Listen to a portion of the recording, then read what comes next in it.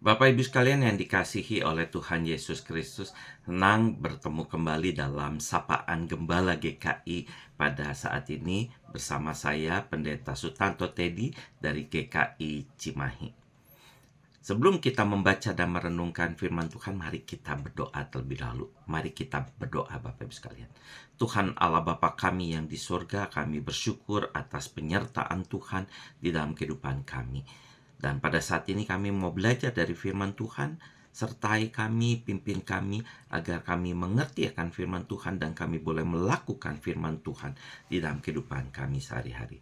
Tuhan tolong kami, Tuhan sertai kami di dalam kami membaca dan merenungkan firman-Mu. Terima kasih Tuhan, di dalam nama Yesus kami berdoa. Amin. Bapak-Ibu sekalian, bacaan kita pada saat ini dari Amsal 17 ayat 17 yang bunyinya seperti demikian. Seorang sahabat mengasihi setiap waktu. Seorang saudara dilahirkan untuk waktu susah. Bapak-Ibu sekalian, hidup akan menjadi indah dan baik ketika kita melihat dan menjadikan orang lain itu sebagai sahabat kita. Ketika kita menjadikan orang lain itu sebagai sahabat kita, maka ia akan menjadi saudara kita. Menjadi saudara berarti orang itu akan menjadi bagian dari hidup kita. Menjadi bagian dari hidup kita, maka ketika ia sedih, kita hadir untuk menghibur, menguatkan, dan memberikan kebahagiaan. Ketika saudara kita mengalami permasalahan, kita hadir untuk menopang dan menjadi teman berdiskusi yang baik.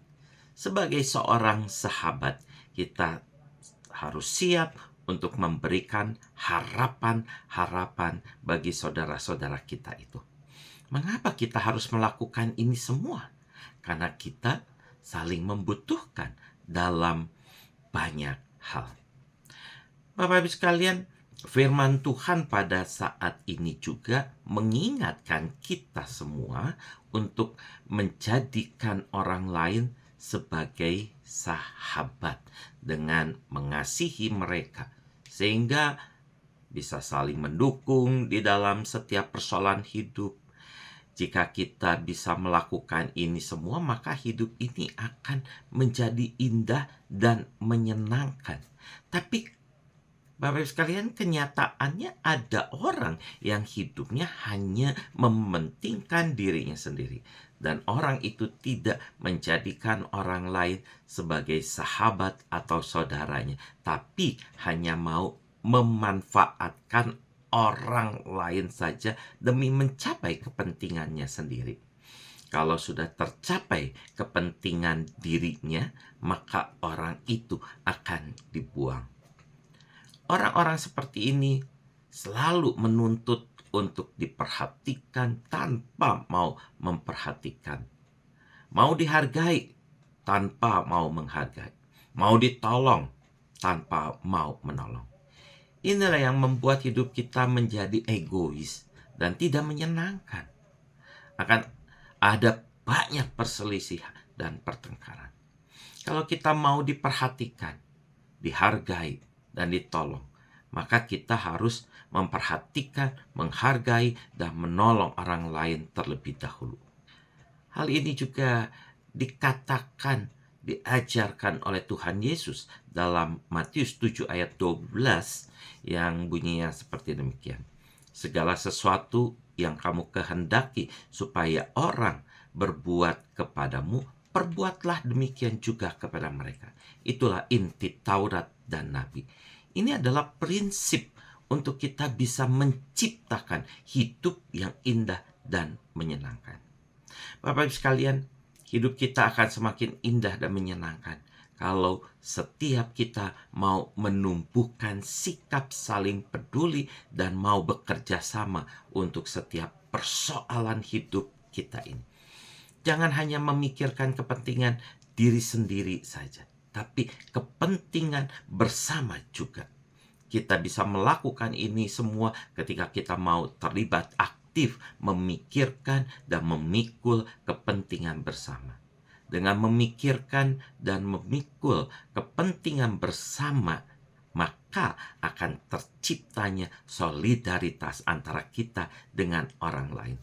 Tanamkan dan jadikan persoalan orang lain menjadi persoalan kita juga. Dan kalau kita bisa melakukan itu, rasanya hidup ini akan menyenangkan. Sekali lagi akan menyenangkan dan tidak akan terasa berat. Meskipun hidup ini tidak bisa dikatakan ringan, tidak bisa dianggap biasa-biasa saja. Hidup ini sulit. Bapak Ibu sekalian, bersaudara itu bukan hanya ikut merasakan dan prihatin saja pada persoalan orang lain, tapi ikut terlibat dalam persoalan mereka juga. Ikut terlibat dalam persoalan orang lain bukan berarti kita mau mengatur orang itu menurut kemauan diri kita, tapi kita mau membantu apa yang diperlukan orang itu untuk menjadi baik atau bisa menyelesaikan persoalannya. Bapak sekalian, mari kita ciptakan hidup yang baik dan menyenangkan dengan menjadikan semua orang sebagai sahabat dan saudara kita di dalam kasih Kristus. Tuhan Yesus memberkati kita semua. Amin. Mari kita berdoa. Allah Bapa yang ada di sorga, yang kami kenal dan kami sapa di dalam nama Yesus Kristus, kami bersyukur, kami berterima kasih, kami boleh diingatkan melalui firman Tuhan. Untuk kami boleh menjadikan setiap orang sebagai sahabat atau saudara, supaya kami dapat saling menolong dan kami boleh saling memperhatikan dan saling menghargai, sehingga kami dapat menciptakan hidup yang indah dan menyenangkan. Tuhan tolong kami, Tuhan sertai kami semua di dalam menjalani firman Tuhan. Di dalam nama Yesus kami berdoa. Amin. Selamat pagi Bapak Ibu sekalian, Tuhan Yesus memberkati.